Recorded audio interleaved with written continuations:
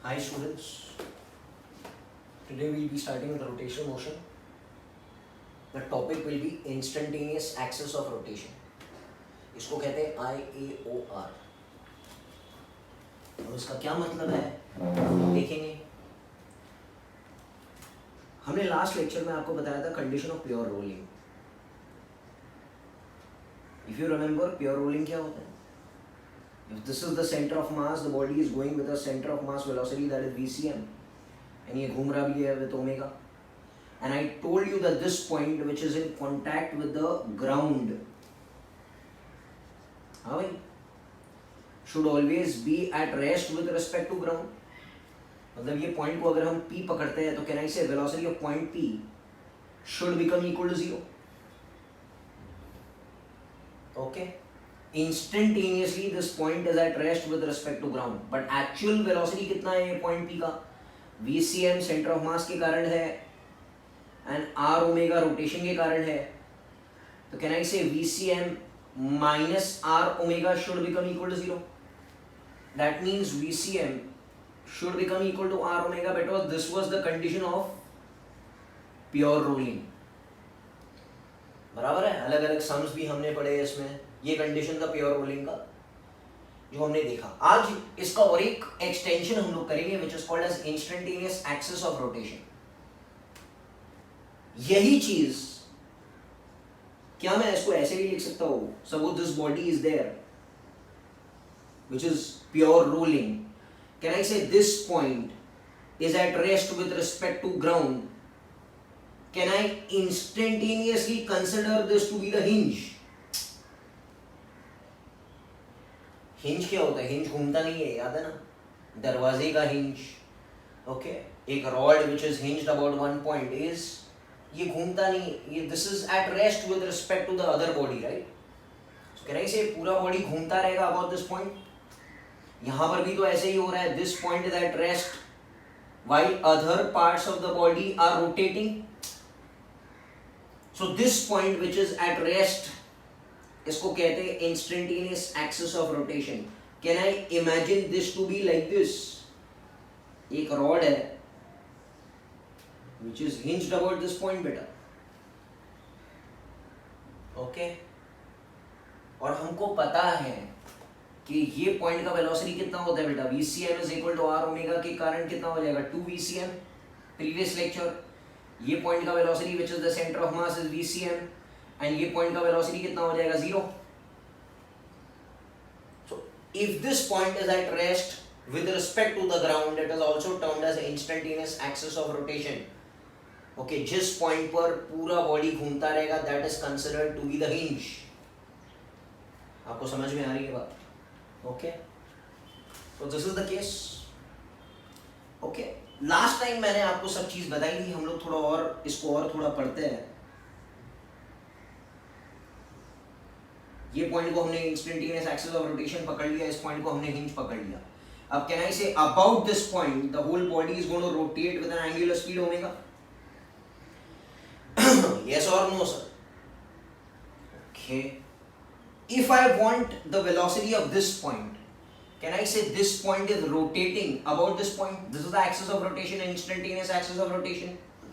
So इस point का tangential velocity कितना हो जाएगा बच्चा? r omega. देखो ये सर्कल में जा रहा है ना, ये पॉइंट जो है वो सर्कल में जा रहा है with respect to axis of rotation.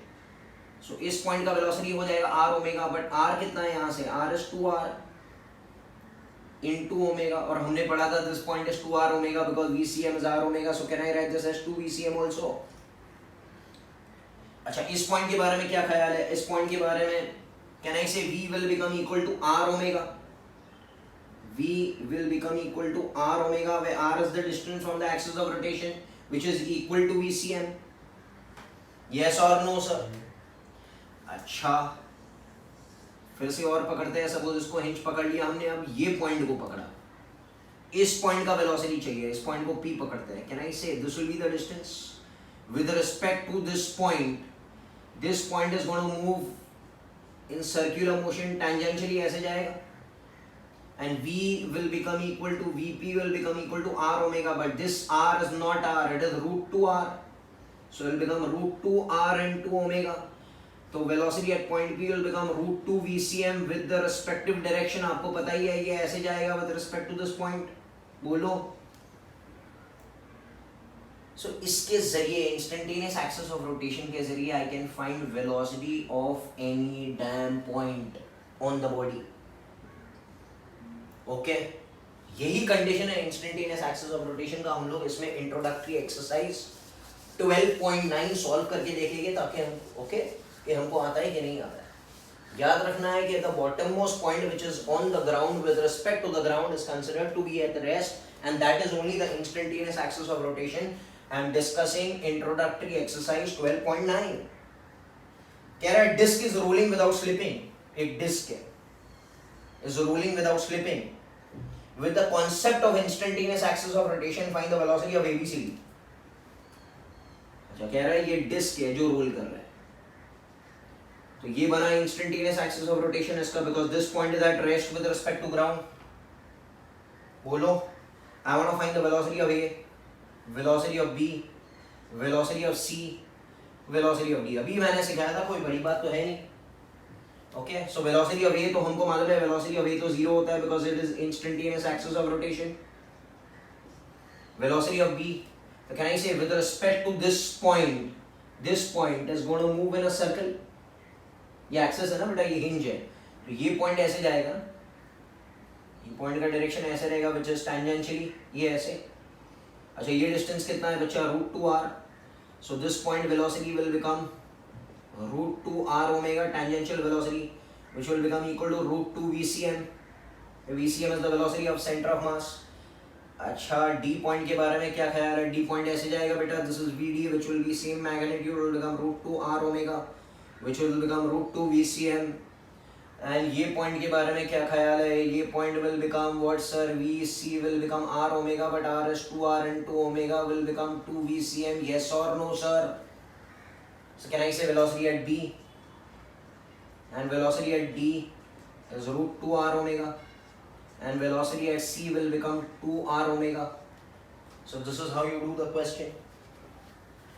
अब हम पढ़ते हैं question number 2 which is given. A solid sphere is rolling without slipping. ये V से जा रहा है, ओमेगा से घूम रहा है, and कह रहा है rolling हो रहा है तो V will become equal to r omega. VCM is r omega. Prove that half mv square plus half IC omega square is equal to half IO omega square. अब इस क्वेश्चन का मतलब क्या है? इस क्वेश्चन का मतलब ये है कि अगर आप नॉर्मल कॉन्सेप्ट लेते हो प्योर रोलिंग का या इंस्टेंटेनियस एक्सिस ऑफ रोटेशन का कॉन्सेप्ट लेते हो प्योर रोलिंग का, प्योर रोटेशन का, तो the kinetic energies of both of consideration, both of the cases should be the same. अभी हम कंसिडर करते हैं प्योर रोलिंग का बेसिक कॉन्सेप्ट, फिर हम लोग इंस्टेंटेनियस एक्सिस ऑफ रोटेशन पे मोमेंट ऑफ इनर्शिया पकड़ेंगे और हम लोग देखेंगे कि आंसर क्या सेम आता है कि नहीं. सो केस 1 पकड़ते हैं हम लोग. We are considering pure rolling condition. So we will consider the LHS half mv square where v is VCM plus half I omega square. कितना है? हाफ mv स्क्वायर को हाफ mv स्क्वायर रहने दो, half I. अच्छा कौन सी body है बेटा? ये सॉलिड स्फीयर है तो moment of inertia about the centre is 2/5 mr square into omega square. बराबर है. But I know that omega is v by r because it is pure rolling. Omega will become v by r. तो इसको क्या मैं लिख सकता हूँ? Half mv square yes और no plus half 2/5 mr square. Omega को लिख सकते हैं v square by r square. तो r स्क्वायर कट गया, 2 कट गया तो half mv square plus 1/5 mv square. Yes और नो सर? तो ये हो जाएगा कितना? 7/10 mv square. This is case 1. बोलो यस और नो सर? तो ये हमारा कंडीशन ऑफ प्योर रोलिंग का कंसेप्ट है जो है. केस 2 के बारे में बात करते हैं. केस 2 में क्या कह रहा है? कह रहा है कि okay the kinetic energy about this point. अगर हम ये कंसिडरेशन नहीं करेंगे v और ओमेगा से घूम रहा था, अगर हम इसको pure rotation about this point मांग लेंगे तो क्या काइनेटिक एनर्जी सेम आएगा? तो हम लोग देखते हैं. तो कैन आई से इफ आई कंसिडर RHS, वो क्या मांग रहा है, half I naught omega square. What is I naught? Moment of inertia about instantaneous axis of rotation. Can anyone tell me what is moment of inertia about this point? Can I say इसका होता है 2/5 mr square और इधर अगर transfer करना है तो 2/5 mr square plus mr square will become 7/5 mr square into omega square. But हमको तो एक चीज मालूम है कि omega is v by r because v is r omega, so ये हो जाएगा 7/10 mr square. ओमेगा स्क्वायर को लिख सकते हैं v square by r square, and this will cancel, so 7/10 mv square. That means what? अगर आप प्योर रोलिंग का कंडीशन ले लो ये वाला, या इंस्टेंटेनियस एक्सिस ऑफ रोटेशन का ओके कंडीशन ले लो ये वाला, because it is purely rotating about this point, okay, और या तो आप ले लो v से चल रहा है और ओमेगा से घूम रहा है, it will be the same thing. यहाँ पर हम और थोड़ा डिस्कस करेंगे. यहाँ का अगर मैं डायग्राम बनाऊं इसके लिए तो डायग्राम ऐसे बनेगा कि बॉडी चल रहा भी है और घूम रहा भी है. बट इस चीज के लिए अगर मैं डायग्राम बनाऊं ये केस 2 के लिए, तो आप क्या कहना चाह रहे हो कि इस पॉइंट पर सिर्फ ये एक्सिस पकड़ लिया, इस पॉइंट पर ये पूरी बॉडी घूम रही है with an angular speed omega, तो क्या दोनों का एनर्जी सेम आया? हाँ सर सेम आ गया. Means there is no difference when a body is pure rolling with v and omega and instantaneous axis of rotation पे it is rotating. Both of the answers are going to be the same. समझ में आ रहा है? आप pure rolling का concept इससे भी कर सकते हो, इससे भी कर सकते हो. इंस्टेंटेनियस एक्सिस ऑफ रोटेशन एक बेहतर तरीका है because you are considering pure rotation about one point. I hope you have understood this thing. So इसलिए इंस्टेंटेनियस एक्सिस ऑफ रोटेशन का कॉन्सेप्ट हमारे बुक्स में डाला गया, वरना यही चीज आप प्योर रोलिंग से भी सॉल्व कर सकते थे. अब हम लोग थोड़ा और आगे बढ़ते हैं. अब हम आते हैं एक इसके सबसे इंपॉर्टेंट एक्सरसाइज पे, that is called as accelerated pure rolling. हाँ बेटा प्योर रोलिंग तो है बट एक्सेलरेटेड प्योर रोलिंग है. इसका मतलब क्या होता है? प्योर रोलिंग का मतलब क्या था? प्योर रोलिंग का मतलब sir VCM and omega, and VCM will become equal to R omega at every instant. मतलब जब तक बॉडी चल रहा है ना तो V चेंज हो रहा है ना तो ओमेगा चेंज हो रहा है, therefore VCM will become equal to R omega. ये है pure rolling. Accelerated pure rolling क्या है? सपोज इसके ऊपर, ये तो ग्राउंड पर चल रहा है, इसके ऊपर मैंने एक फोर्स लगा दिया, ओके, एक रिंग जा रहा है, मैंने ऐसे ऐसे करके एक फोर्स लगाया. अब आप अगर गौर से देखेंगे तो ये फोर्स ये वेलोसिटी को चेंज करेगा, because force is mass into acceleration and acceleration is rate of change of velocity. So v change हो रहा है, बराबर है क्या? v चेंज हो रहा है बिकॉज f लगाया गया, f v को चेंज करेगा. अच्छा f ने अबाउट द सेंटर एक टॉर्क भी लगाया, आपको दिख रहा है, force into perpendicular distance it is clockwise, तो ये ओमेगा भी चेंज होगा. मतलब क्या हो रहा है कि there is not v is equal to r omega, that is derivative of v with respect to time and derivative of omega with respect to time. ये दोनों चेंज हो रहा है with respect to time, तो can I take derivative d by dt of VCM is r d omega by dt. अच्छा dVCM by dt को क्या बोलते हैं? ACM is r d omega by dt को बोलते हैं बेटा अल्फा. तो जब भी फोर्स लगाया जाता है okay, ACM should become equal to R alpha. That means the change in V with respect to time should be R times change in omega with respect to time. Because her point पर अगर आपको V is R omega करना है, V तो बढ़ रहा है तो उसके साथ साथ ओमेगा भी बढ़ना चाहिए. अगर V बढ़ेगा ओमेगा नहीं बढ़ेगा तो स्लिपिंग के कंडीशन में चला जाएगा, या तो प्योर फॉरवर्ड स्लिपिंग या तो बैकवर्ड स्लिपिंग. अगर V को बढ़ना है तो साथ में ओमेगा को बढ़ना है ताकि V is equal to R omega बरकरार रहे. Therefore, the condition when the force is applied should be ACM should become equal to what, sir? R alpha. That is the derivative of V with respect to time should be R times derivative of omega with respect to time. I hope you all have understood.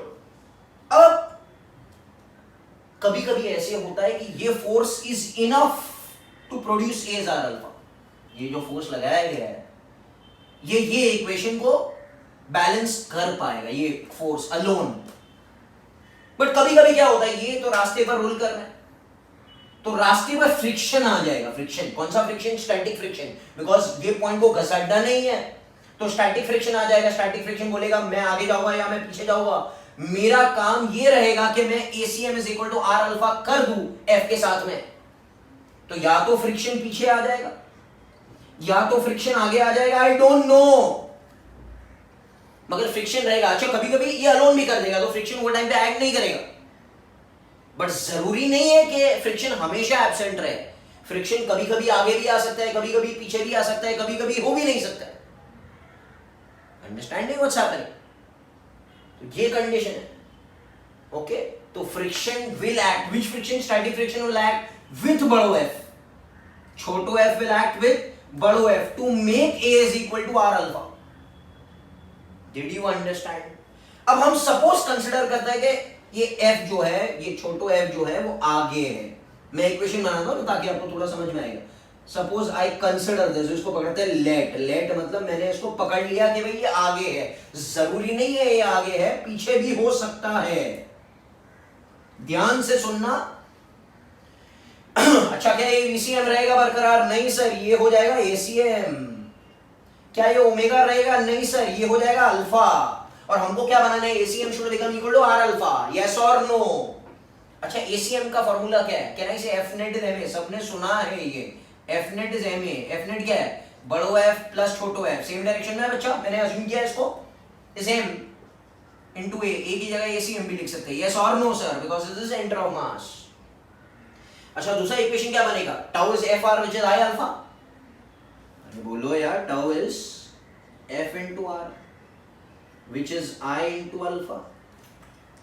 तो सुना है कि नहीं? ये भी नहीं आता है। अच्छा कितने टॉर्क प्रोडक्शन होंगे यहां पर? एक टॉर्क ऐसे जाएगा which is F into R, ये ऐसे प्रोड्यूस करेगा, और ये फ्रिक्शन ऐसे प्रोड्यूस करेगा, मतलब minus F into R। About the centre कर रहे हैं हम लोग, फोर्स इनटू परपेंडिकुलर डिस्टेंस ऐसे, फोर्स इनटू परपेंडिकुलर डिस्टेंस ऐसे, मगर रियल अल्फा तो ऐसे है ना, तो इसको हमने पॉजिटिव पकड़ लिया। समझ में आ रहा है क्या? तो फोर्स इनटू परपेंडिकुलर डिस्टेंस ऐसे is considered to be positive and force into perpendicular distance ऐसे is considered to be what sir? Negative, yes और no? Is I alpha. I को लिख सकते हैं, I रखते हैं। कैन आई से अल्फा, यस और नो? Equation number 2। तो इसको ऐसे भी लिख सकते हैं ना यार, can I say F minus F into R is I into alpha, equation 2 बनाते हैं। बट हमको कौन सी इक्वेशन में डालना है? हमको ये इक्वेशन में डालना है। कौन सा इक्वेशन है भाई? ये can I say ACM is equal to are alpha. मेरा बच्चा ACM क्या हो जाएगा? ACM will become equal to बड़ो F प्लस छोटो F by M R। Alpha को क्या मैं लिख सकता हूँ? बड़ो F माइनस छोटो F, यस और नो? ओके, बड़ो F माइनस छोटो F into R by I। Getting it what's happening? यहां से अगर आप सॉल्व करेंगे तो आपको स्मॉल f का वैल्यू मिलेगा mr square, okay, mr square minus I। ये क्या हो गया? a is equal to r alpha, yes, a is equal to r alpha. अच्छा यहाँ का r मैं मिस कर रहा हूँ, तो ये हो जाएगा r square, yes, mr square minus I upon mr square plus I into F। ये फॉर्मूला हमको याद रखना है। देखो फिर से देख लो एक बार। F नेट इज MA, बड़ो F प्लस छोटो F इज MA, tau is FR, F into ये R पॉजिटिव, F इनटू ये R नेगेटिव, बिकॉज अल्फा ये डायरेक्शन में पॉजिटिव पकड़ा है। I ये दोनों को A is equal to R alpha में पुट करेंगे तो ये इक्वेशन मिला। अब हम लोग ये इक्वेशन पे गौर करते हैं, ये तो बार बार आते रहेगा तो आपको समझ में आ जाएगा। कौन सा इक्वेशन है बेटा? छोटो F is mr square minus I upon mr square plus I into बड़ो F। अच्छा यहां पर वेयर इज द बड़ो F applied? At the top. भाई ये देखो, अगर ये दूसरी जगह किधर भी लगाया जाएगा, मतलब इधर लगाया गया, तो ये इक्वेशन काम नहीं करेगा। ये नीचे लगाया गया है तो ये सब काम नहीं करेगा। ये इक्वेशन कब काम करेगा? जब बड़ा F लगाया गया है टॉप पर। समझ में आ रही है बात? तो आगे आपको ओके लेवल 1 और लेवल 2 में समझ आएंगे। वेर एफ कहीं पर भी लगा सकते हैं, आप नीचे लगा सकते हैं, बीच में लगा सकते हैं, ऊपर लगा सकते हैं, बीच में लगा सकते हैं, किधर भी लगा सकते हैं। ये सिर्फ F is applied at the top, याद रखना ये चीज को। अच्छा, इसमें थोड़े केसेस देखते हैं। Case 1, if M R square is greater than I, ये बड़ा है इससे, तो ये नंबर पॉजिटिव रहेगा। ये नंबर पॉजिटिव है मींस एफ इज पॉजिटिव। मतलब पॉजिटिव मतलब हमने क्या पकड़ा? फॉरवर्ड, क्योंकि हमने फॉरवर्ड ही पकड़ा था। तो फॉरवर्ड अगर पॉजिटिव आता है इसका मतलब हमारा अजम्पशन सही है। Case 2, M R square is greater than I, अगर होगा तो एफ इज पॉजिटिव मतलब forward. If M R square is less than I, बराबर, तो ये आंसर नेगेटिव आ जाएगा। एफ इज नेगेटिव मतलब कभी एक्ट करेगा the friction is backward. Okay, समझ में आ रहा है क्या बात? Case 3, if I is equal to mr square, if I is equal to mr square, friction will become equal to 0। क्या मैं कह रहा था? I is equal to mr square कौन सा कंडीशन है बेटा? रिंग है, रिंग। तो इसका मतलब रिंग में ओके खाली ऊपर का फोर्स सही है, नीचे वाले फ्रिक्शन की जरूरत नहीं पड़ेगी, बिकॉज फ्रिक्शन कहेगा I am absent, I am not there. इसमें क्या रहेगा? Can I say moment of inertia example है सॉलिड स्फीयर, 2/5 mr स्क्वायर होता है ना बेटा, mr स्क्वायर से कम है सॉलिड स्फीयर। यहाँ पर अगर फोर्स ऊपर लगाया गया है in case of solid sphere, तो फ्रिक्शन विल एक्ट बैकवर्ड। आई और अंडरस्टैंडिंग व्हाट्स हैपनिंग, तो ये फॉर्मूला याद रखना, F is mr square minus I mr square plus I into F when F is applied at the top. किधर दूसरी जगह अगर लगाया गया है तो आपको मैं इक्वेशन दूंगा ताकि आप समझ पाए क्या हो रहा है। So I hope you have understood the basic concept of accelerated pure rolling. इधर condition v is equal to r omega नहीं अप्लाई करना है, इधर अप्लाई करना है ACM is equal to are alpha. Okay बेटा, आगे देखते हैं हम लोग। अच्छा, कुछ कंडीशंस है ओके जो मैं आपको अभी दे दूंगा। सपोज एक बॉडी है ओके, ये सेंटर है, यहां पर सपोज फोर्स लगाया गया, क्लियर है? समझ में आ रहा है क्या? ये फोर्स लगाया गया, let this distance be x, बोलो। And what is r? r is the radius. Condition मैं आपको देता हूं, if rx is greater than k square, where k is radius of gyration, then friction is forward।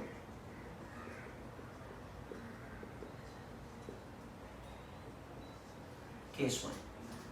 Case 2, if Rx is less than k square, friction is backward। Third, if Rx is equal to k square, friction is absent। बोलो। इसके ऊपर हम लोग एक example लेते हैं, ये आप लोग नोट कर लेना। Rx is greater than k square, Rx is less than k square, Rs is equal to k square। Greater रहेगा तो फॉरवर्ड है, लेस देन रहेगा तो बैकवर्ड है, इक्वल टू रहेगा तो सेंटर। गेटिंग? अब हम लोग इसके ऊपर एक एग्जांपल देखते हैं ताकि आप समझ पाए। एग्जांपल, सपोज एक सॉलिड स्फीयर है। सॉलिड स्फीयर का k square by r square कितना होता है? सबको मालूम है 2/5। तो k कितना हो जाएगा? k स्क्वायर कितना हो जाएगा?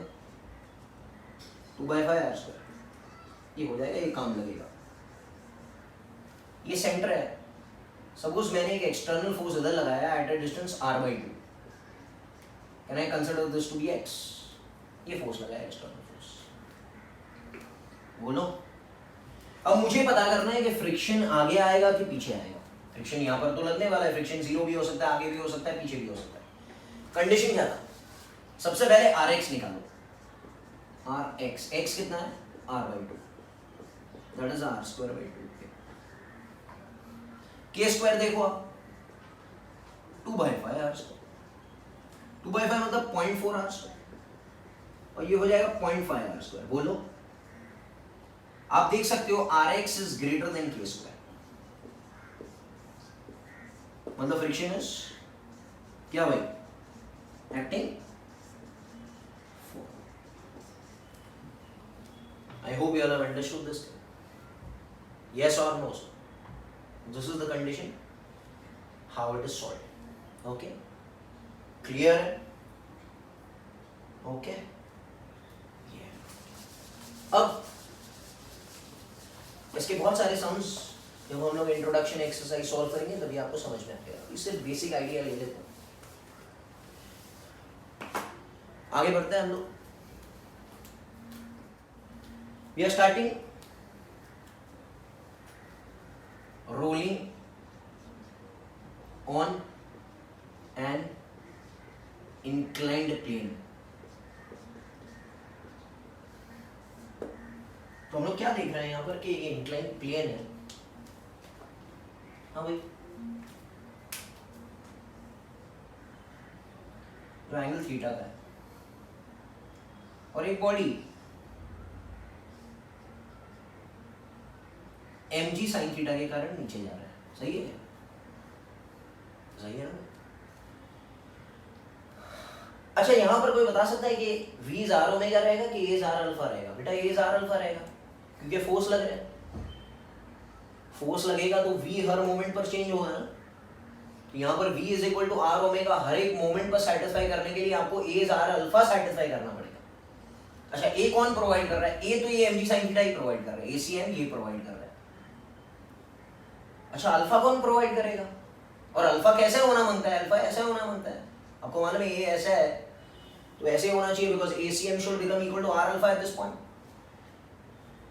अच्छा, what is the torque of mg sin theta about the centre? It is 0 because force into perpendicular distance about the centre is 0 because mg sin theta not providing any torque about the centre. इसका मतलब friction ने ही torque provide किया और friction का value पीछे ही होना चाहिए, ताकि ये friction into perpendicular distance will produce a torque in this direction which will give rise to alpha in this direction. तो always remember, on an incline plane friction is always backward. Condition रट्टा मार लेना है, on an incline plane friction हमेशा पीछे आएगा, तो ही तो वो ऐसे घुमा पाएगा, बिकॉज ये तो घुमा रहा नहीं, ये सिर्फ ये दे रहा है। तो ए और आर अल्फा दोनों सेटिस्फाई करना चाहिए, तो ए ये दे रहा है, ये दोनों मिलके दे रहे हैं, और अल्फा तो ये सिर्फ दे रहा है। बोलिए भाई, यस और नो? चलो इक्वेशन लिखते हैं सबसे पहले। एफ नेट देंगे। एफ नेट कौन है?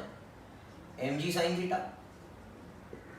Minus F is m into A को ACM बोलो। सेकेंड में टॉर्क कौन प्रोवाइड कर रहा है? टॉर्क ये, तो force into perpendicular distance is I को लिख सकते हो बेटा mk² i alpha.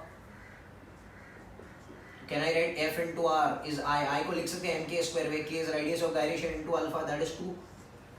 but equation number 3 क्या कहता है? ACM is equal to what? r alpha, that is equation number 3। इन तीन इक्वेशंस को आप सॉल्व करेंगे तो आपको कुछ इक्वेशंस मिलेंगे which is very very important equation।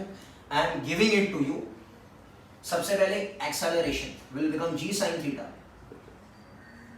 upon 1 plus k² by r²। आपको k² by r² मालूम है, which is nothing but the coefficient। बोलिए भाई। Second, friction acting is mg sin theta upon 1 plus r² by k²। k² by r² नहीं है, उल्टा हो coefficient है, ध्यान रखना, ये चीज मिस्टेक करता है स्टूडेंट लोग। Third condition, minimum coefficient of static friction is tan theta upon 1 plus r² by k²। Minimum इतना फ्रिक्शन होना ही मांगता है ये रास्ते पे, अगर नहीं हुआ तो इट विल स्लाइड। इतना फ्रिक्शन होना चाहिए, अगर ये फ्रिक्शन नहीं हुआ म्यूएस मिनिमम तो वो घसरते हुए नीचे जाएगा, तो फॉरवर्ड स्लिपिंग करेगा, तो बैकवर्ड स्लिपिंग करेगा, स्लाइडिंग करते हुए नीचे चला जाएगा। Okay, getting it? Velocity when it reaches the bottom, वो घसरते हुए नीचे आया, suppose at a height h वो नीचे आ गया इधर, कहने से एक्सेलरेट कर रहे हैं ना, तो it will acquire some speed, v will become under root 2gh 1 plus k² by r²। okay, and next one, time taken to fall down। यहां से यहां तक गिरने के लिए कितना टाइम लगा? Can I say time taken is under root 2s, where s is this distance by ये तीन इक्वेशंस अगर आप सॉल्व करेंगे तो ये भी मिल जाएगा। ये तो आपको पता ही है, v is under root 2gh करते हैं 1 plus k² by r², v² is equal to u² plus 2as, and time is under root 2s by a. ये सब formulas आपको याद रखना है so that rolling can happen on an inclined plane. Getting into what's happening, इतना friction minimum, ये friction acting है. Okay, maximum value friction तो मालूम है ना आपको? Maximum value friction कितना है बच्चा? हाँ भाई, mu s n will become mu s mg cos theta. ये maximum value of friction. But इतना friction act कर रहा है अभी, and इतना friction minimum है. Are you understanding? तो हम लोग इसके ऊपर सम्स देखते हैं, कौन से टाइप के सम्स आएंगे ताकि आपको और समझ में आएगा. ओके?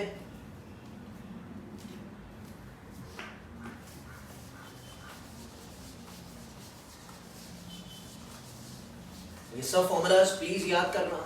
आपको चाहिए डीसी पांडे के अंदर derivation is given over in the book, so you can refer, but you should know it.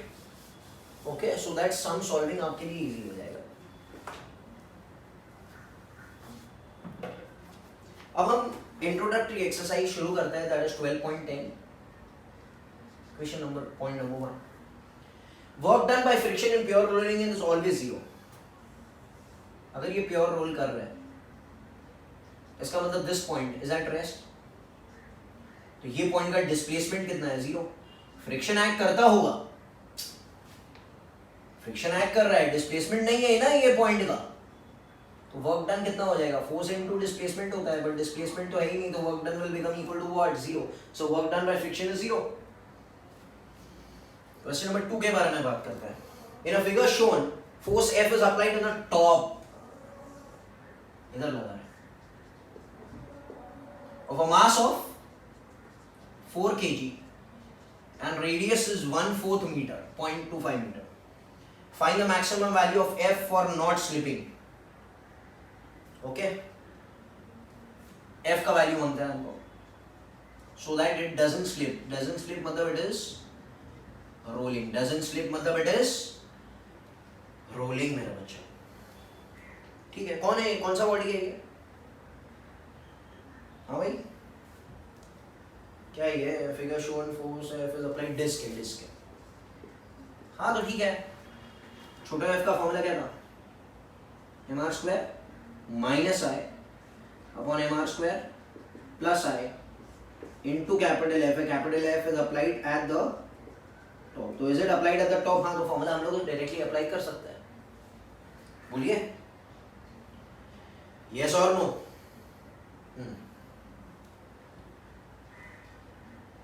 अच्छा, फ्रिक्शन का फॉर्मूला क्या आएगा? फ्रिक्शन यहाँ पे कितना एक्ट करेगा? Friction will become mu s m जी.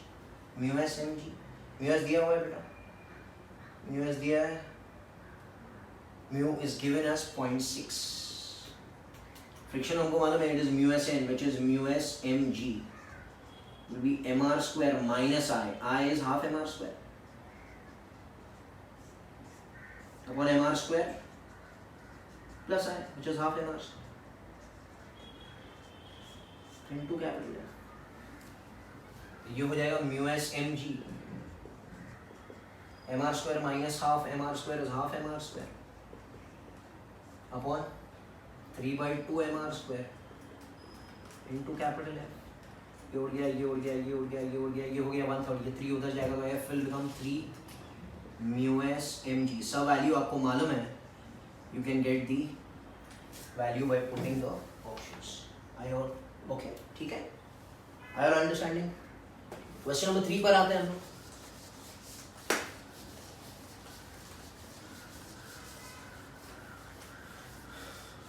तो आप लोगों को सिनॉप्सिस बराबर से रिवाइज कर रहे हैं ताकि ये चैप्टर आपको आ जाएगा, बिकॉज ये चैप्टर इतना आसान नहीं है.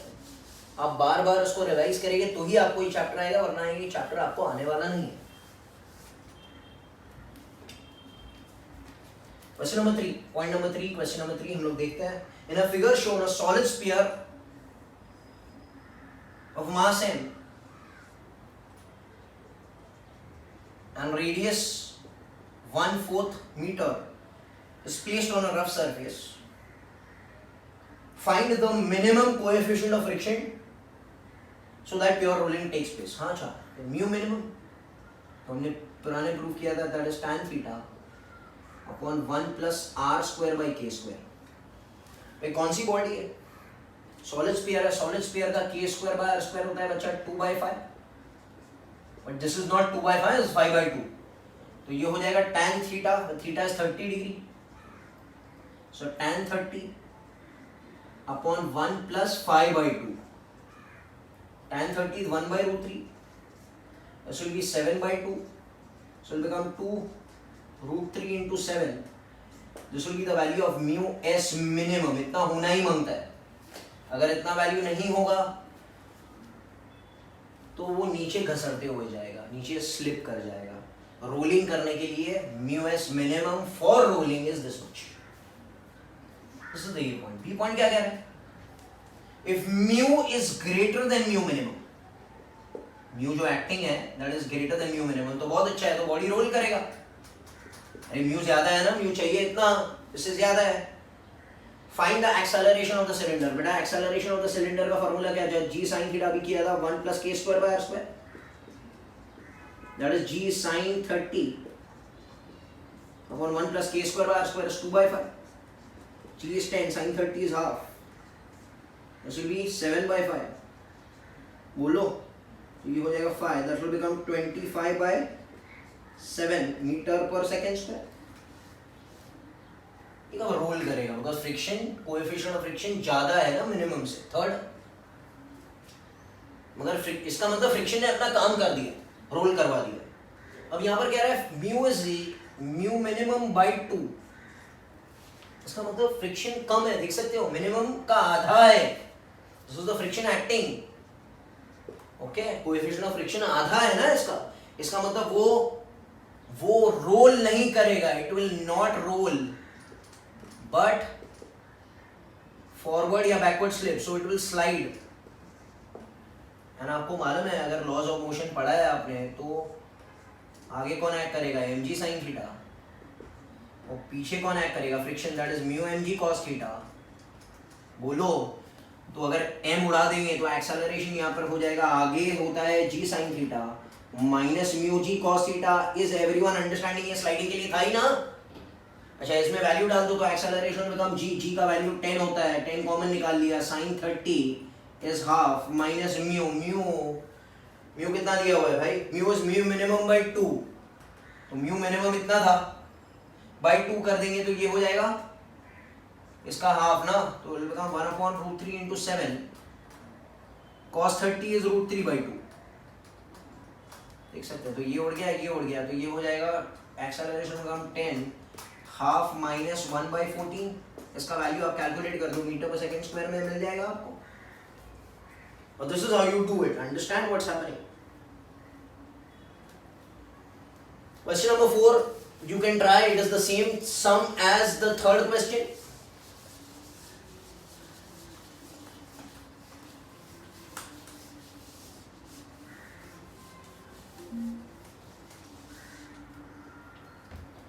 क्वेश्चन नंबर 5 पर आता है, this is the last question. Okay, कह रहा है स्पूल है, स्पूल फिरकी की तरह होता है, ठीक है, स्पूल ये ऐसे। This is the force acting,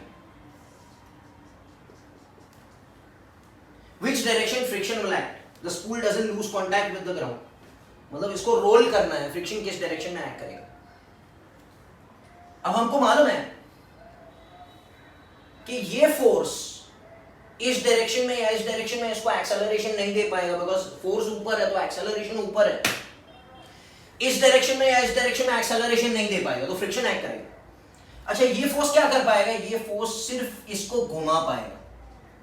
force into perpendicular distance क्या देगा बच्चा? अल्फा देगा। तो हमको मालूम है अल्फा ऐसे है, देखो ना यार, ये force into perpendicular distance alpha ऐसे है ना, यस और नो। अब कोई बता सकता है ए किस डायरेक्शन में होना चाहिए? हमने सब फॉर्मेट्स देखे थे, अगर ए आगे है तो अल्फा ऐसे है, देखा था ना, एसीएम इज आर अल्फा बनाना है, अगर ए इधर होना चाहिए, अल्फा आर अल्फा इधर होना चाहिए, तो ये तो एसीएम आर अल्फा के बराबर रहेगा। अच्छा सर, अगर ए ऐसे है तो अल्फा ऐसे होना चाहिए, बराबर है क्या? Then only A will become R alpha. Formats याद रखना, अच्छा अगर अल्फा ऐसे है तो ये कंडीशन में आएगा ना मेरा बच्चा, तो ए कैसे होना चाहिए, ए ऐसे होना चाहिए। अच्छा ये ए प्रोवाइड कौन करेगा, ये ए प्रोवाइड फ्रिक्शन करेगा, एंड फ्रिक्शन का डायरेक्शन इस तरफ रहेगा, ये friction will give rise to this, and this F with together with friction will give rise to alpha, then only A will become equal to R alpha.